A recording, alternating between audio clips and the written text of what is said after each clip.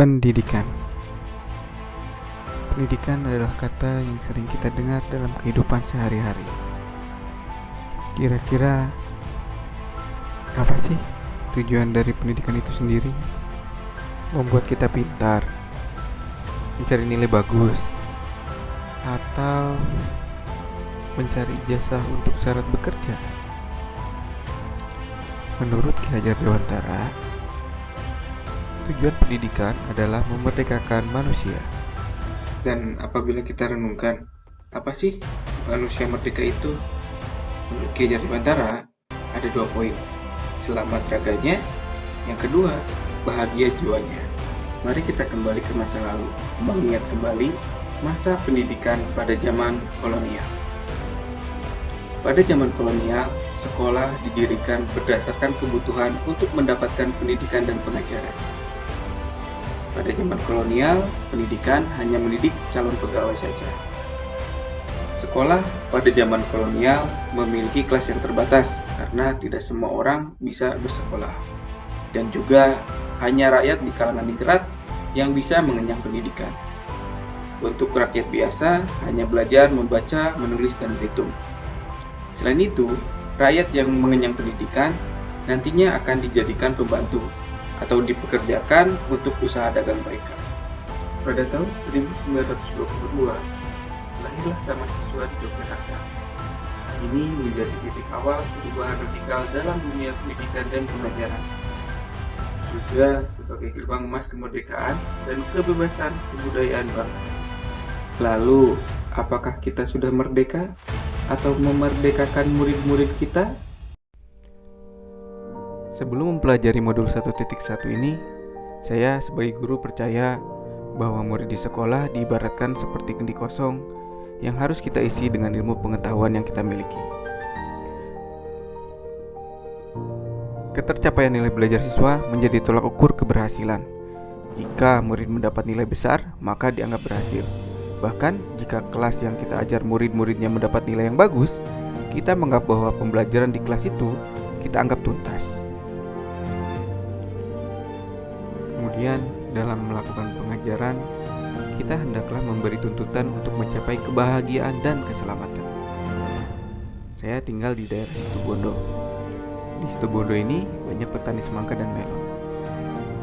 Saya pernah memperhatikan mereka, di mana mereka tidak pernah membiarkan semangka atau melon merambat seenaknya, tapi memberikan turus bambu supaya merambat dan mendapat hasil yang terbaik.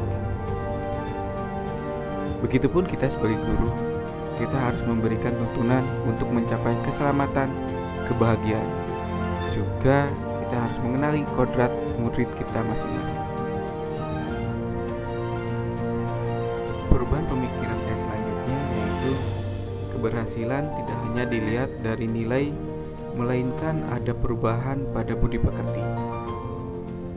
Jika kita hanya berfokus pada penilaian pengetahuan, pembelajaran yang akan kita capai tidak akan utuh atau holistik.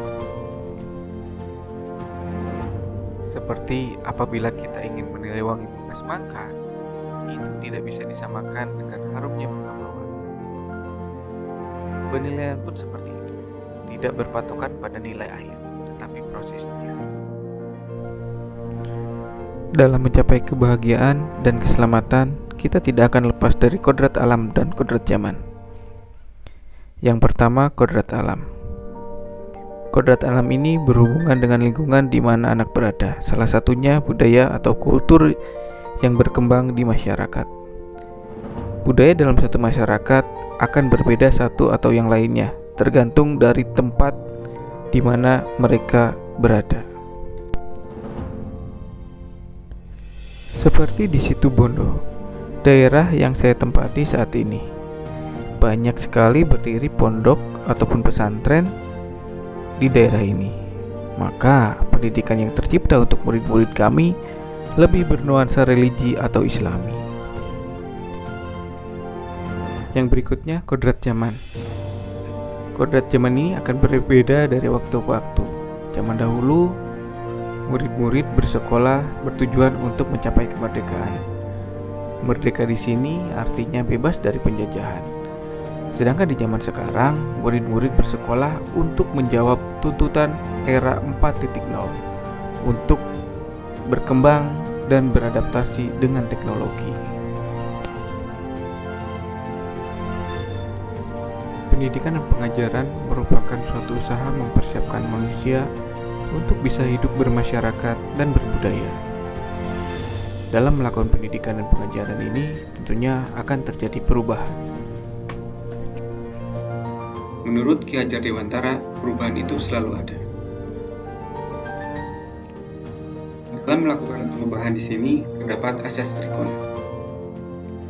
Yang pertama, kontinuitas. Menurut Ki Hajar Dewantara, kita harus melakukan dialog kritis tentang sejarah. Dalam bergerak maju ke depan, kita tidak boleh lupa akan nilai budaya yang hakiki dari masyarakat. Maka dari itu, kemajuan dari perubahan itu sendiri harus berakar dari nilai budaya pada masyarakat tersebut. Yang kedua, konvergensi. Pendidikan harus memanusiakan manusia dan memperkuat nilai kemanusiaan. Maka, pendidikan itu harus menuju ke satu titik, yaitu menjunjung nilai kemanusiaan. Yang ketiga, konsentris. Pendidikan harus menghargai keragaman dan memerdekakan pembelajar. Karena setiap orang tumbuh dan berkembang sesuai dengan bakat dan minatnya masing-masing. Kita bisa menganalogikan keragaman ini seperti hutan yang ditumbuhi berbagai macam pohon. Walaupun tumbuh di tempat yang sama, kita harus menghargai keanekaragaman yang ada. Seperti hutan tadi, meskipun tumbuhan hidup di tempat yang sama dalam hutan tersebut, tiap tumbuhan memiliki keunikan dan kemampuan tumbuh yang berbeda-beda. Maka dari itu, pendidikan harus menghargai keunikan yang beraneka ragam dan harus memerdekakan. Biarkanlah tumbuh sesuai dengan keunikannya, seperti pohon di hutan. Biarkanlah tanaman rambat yang ada di hutan tumbuh merambat, dan biarkanlah tanaman kayu yang tumbuh di hutan itu menjadi pohon kayu yang besar. Demikian refleksi dari saya. Semoga refleksi singkat ini ada manfaatnya. Terima kasih Bapak Ibu Guru Penggerak. Salam bahagia, tergerak, bergerak, menggerakkan.